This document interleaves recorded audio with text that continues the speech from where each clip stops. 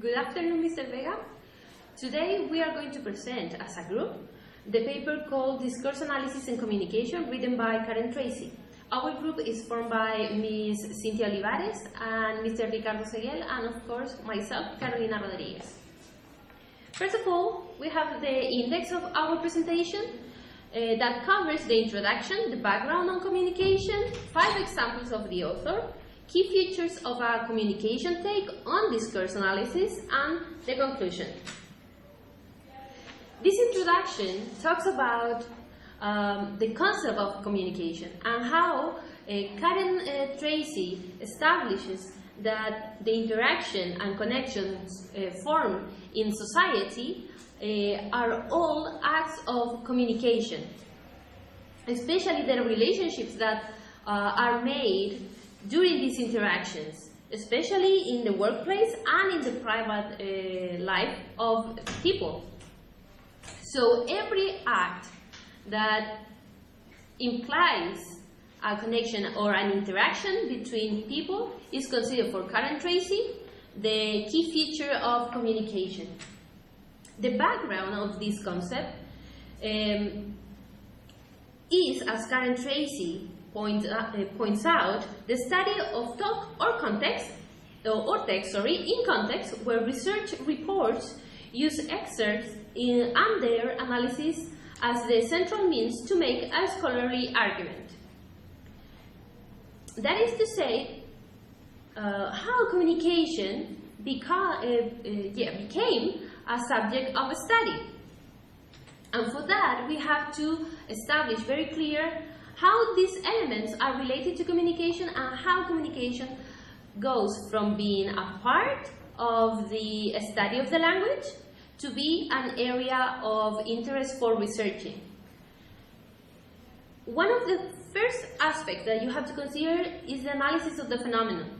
In this case, the study of language in the pedagogical area started to focus only on the written part of language. But when the researchers start to analyze language, the oral aspect of language, they decide to call it a speech. However, with the further studies made or developed, they discovered and they agreed on call it communication as we know it today. So the historical influence of this result in the development of different tendencies that try to cover and study in detail this communication or the speech tendency. Even though classified communication is one of the main issues that researchers have to face, because usually communication or the acts of communication, according to Karen Tracy, are classified according to the context. But this context seems not to be enough for researchers when they try to analyze and organize all the different interactions that happen between people, among people.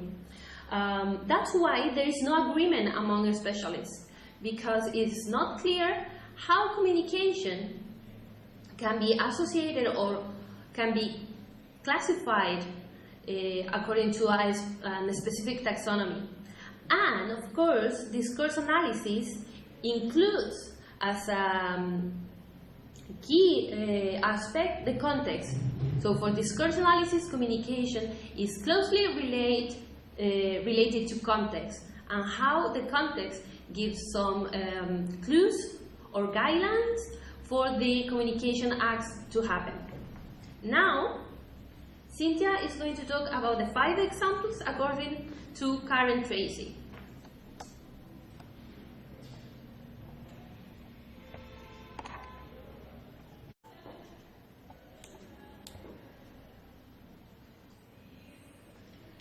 There are 5 examples of discourse works according to Karen Tracy. The first one is telephone talk. Telephone talk has to do with the interactional structure, and we all of us know that telephone talk is a significant part of of everyday life, and it is an explanation of its interactional processes. The author investigated the relationship between colors and national culture, how telephone technology is transforming people's relationships, and he also identifies implication of the study of for people everyday telephone contact. And the second one is accounting.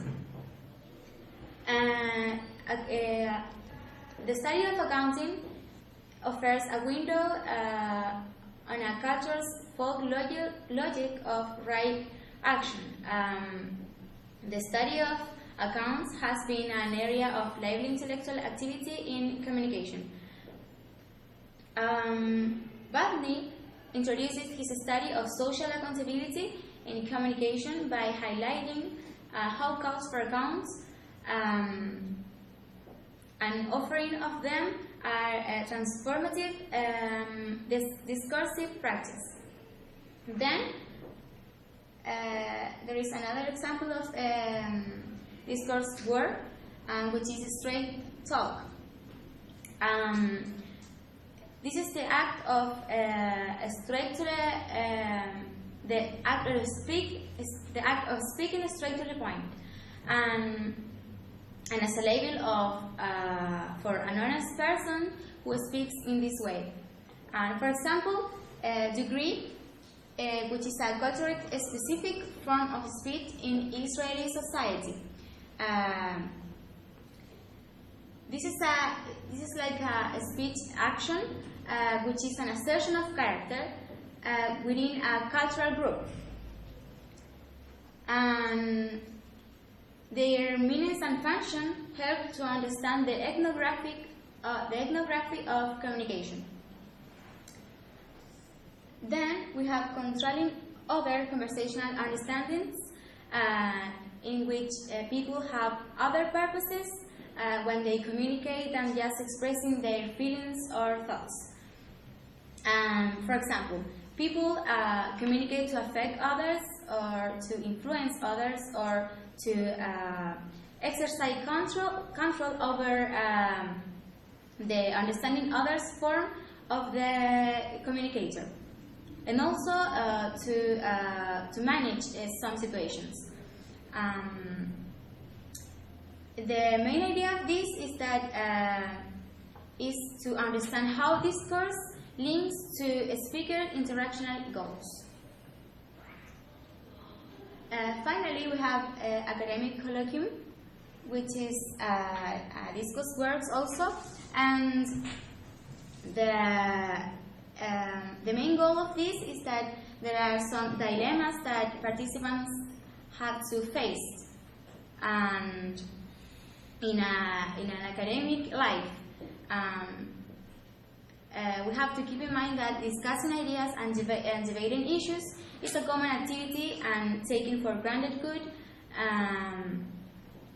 in academic life. The importance of this is to identify what problems do participants face when they talk with each other, and also how participants pursue important intellectual issues, yet avoid contributing to others' humiliation. Here the author identified two types of make decisions. The first one is close positioning, and the second one is distant positioning. The close positioning, that is more reasonable, the participant can use more intellectual works and also time references. The second one, distant positioning, has to do with when the participant have the inability to handle certain intellectual issues. Now, my classmate Ricardo Seguel is going to introduce the next topic, which is related to key features of a communication take on a discourse analysis.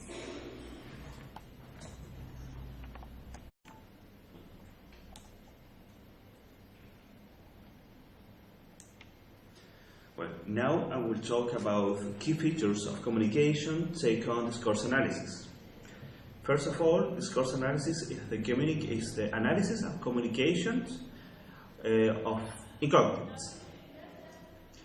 That means how people create boundaries with each other and how they explain or they influence in other persons.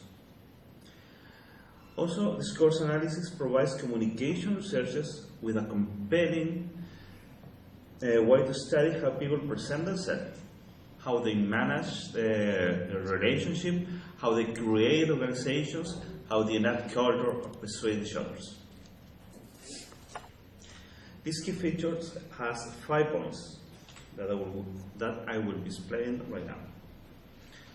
The first of all is preference for talk over written context. That means that talk is more effective in communication than written context because the reaction of the participants is at the same time. When they talk, they react to what the speaker said, and the receiver has a certain reaction of that. Also, fields describe themselves more broadly than they actually practice. That means, for example, researchers focus on adults rather than children, on persons with normal communicative abilities than persons with capacity with disorders of communication. The second point is audience design and strategy as key notion. They design a strategy for a specific aims, a particular situation, a specific audience. They talk with a purpose. They don't talk only for interaction, so they want something happen with the communication. The third point is problematic situations are more interesting. Why? Because normal situation has the same reaction between people, and problematic situations have different reactions when that happens. And that allows the researchers to have a more broadly research in their field. The fourth point is an explicit argumentative writing style. This is focused with writing style.